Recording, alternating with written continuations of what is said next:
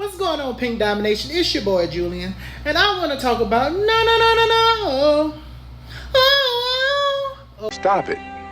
Get some help. Oh, that was horrible.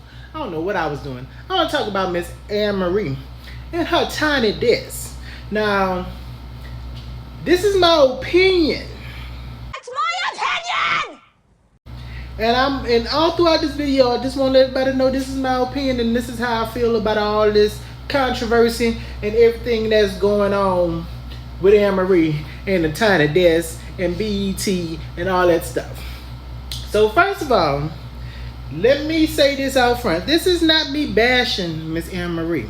Because let me tell you something. I love me some Amerie.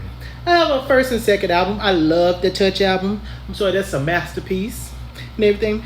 And I watched the full Tiny Desk. And I don't think she did that bad. I don't think she did that bad until she got to one thing, y'all. I really don't think she did that bad until she got to one thing. I was like, oh, not a white refrigerator. Girl, please put your shoes on. Let's go find you a home, honey. Ooh. Now, here's the thing, Pink Domination. Let me let y'all know. If you haven't heard her Touch album, which was her second studio album, that album is hard. She is all, if you're a singer, you know in that album she is up in her upper register and she is hitting it, she is belting it, she is doing that thing. But you can't sustain that, y'all. And here's the thing. I really do feel on this Tiny Desk that Amerie should have just let them take it down a notch. But she didn't, which was to me a horrible idea because she sounded horrible. And let's be real, I'm not going to sugarcoat it, Pink Domination. But she should have let them take it down a little bit. But like I said, a lot of people is clowning her, but people don't understand how music works. And the thing about it is, she's a little older. And let's get this, let's get this straight. Her second album, they was trying to make her the next Beyonce. So now why am I in it? And you could have did it. See, I get wrong because you never apologized. They was trying to make her compete against Beyonce. I'm sorry. The Touch album came out in 2005. Because when she first came out, she came out in 2002. And they were just letting Amerie be Amerie. But then when Beyonce came out in 2003 and she was doing her thing and she was just hitting it after that, you know, she did Destiny Fulfilled, she did, you know, Austin Powers, she was like the big deal, and she still is.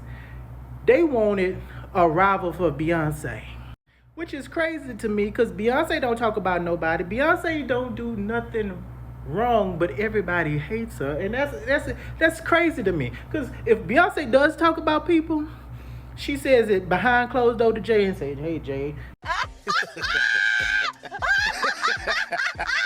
Thank you. You know, even we all know she don't like Kim Kardashian. We know Beyonce don't like Kim Kardashian, but she still sent Kim Kardashian some Sir Davis. She still sent Kim Kardashian some of her haircut problems. She's still like friends, even though she don't like the girl. She's still friends with the girl. But people just hate Beyonce because they hate us and they jealous of Beyonce. But back to Miss Amerie. So they was trying to make Miss Amerie the next Beyonce. That's why Touch, all the music was just so high and so out there because they was trying to make that Beyonce. I mean, look at the album cover. What that remind you of? That remind you of something like Crazy in Love. They was trying to make it because Alicia Keys didn't do it. Ashanti, they was pushing Shanti and all the haters was pushing Ashanti. Ashanti didn't do it, so they was pushing Miss Amerie. So that's why her album, the Touch album, was so, like, she had all them vocals. And you can't sustain that. I'm sorry. Look at the Queen Mariah Carey. The Queen Mariah Carey has bangers, and what people don't know is when you're in the studio, and Billie Eilish said it best, when you're in the studio, you can stop, re-record stuff, you can take parts that you like and mix it, you can do all kinds of stuff. But when you sing it live, you can't do all that. You have to sing it through. That's why Mariah Carey had to take We Belong Together down a notch, because it's hard trying to sing that ending to We Belong Together. And Mariah Carey, have you ever seen Mariah Carey actually sing We Belong Together, hitting the notes that she hit on the record? After that, she be sitting there looking at y'all like, whoo.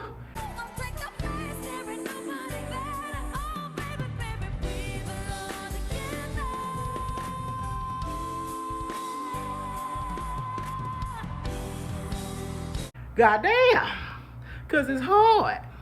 So I really do feel like Amerie should have took that one thing on that Tiny Desk down a notch. So let me talk about the hate, because a lot of people are seeing a lot of Beyonce fans hating on Amerie. Like I say, I'm a Beyonce fan. I love the Queen Bee and everything. I'm not going to hate on Amerie because I like Amerie. But I understand why Beyonce fans was hating on Amerie. Because back in 2005, when Amerie came out with the Touch album and the Don't Be Afraid Touch, and the one thing, all the haters was out there, oh, she better than Beyonce. She this, she that. Even though, like I say, Beyonce don't talk about nobody. Beyonce gave Amerie her props.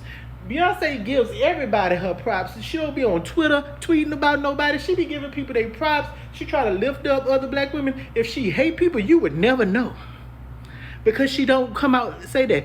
But the haters in the studios was trying to push Amerie. Oh, she not the next Beyonce. She better than Beyonce. She could do this and everything. And yeah, they didn't let Amerie be Amerie.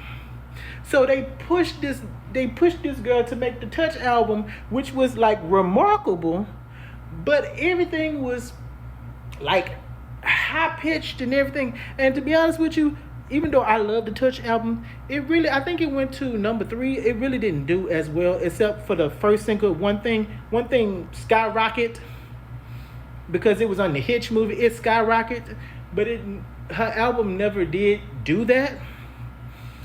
And then they had to go back to the drawing board, and eventually, Amerie fell off. But like, stop trying to compare these girls to Beyonce.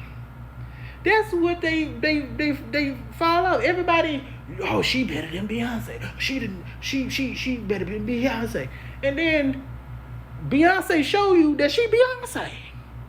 So I understand why the Beyonce fans was hating on her, because back in 2005 we was quiet while y'all was, some of us tried to chime in while y'all was talking about Beyonce. Y'all was blending her, saying Amerie smoked Beyonce out the water. Beyonce can't sing. Amerie is. And we said, okay, Beyonce is not talking about Amerie. We not talking about Amerie. We trying to let Amerie do her thing, but you constantly got Beyonce name in your mouth. So now the Beyonce fans is on Amerie because we like, is this your king? Is this your king? Is this your king? It's just your king. This is the person that was supposed to be better than Beyonce. What's she doing now? And like I say, no shade to Amerie. No shade. But then people try to overshadow the fact that she can't do one thing like she used to do. I'm sorry. It's nothing wrong with that. If she take it down a notch, maybe she could do it. But there's nothing wrong with her not being able to do it.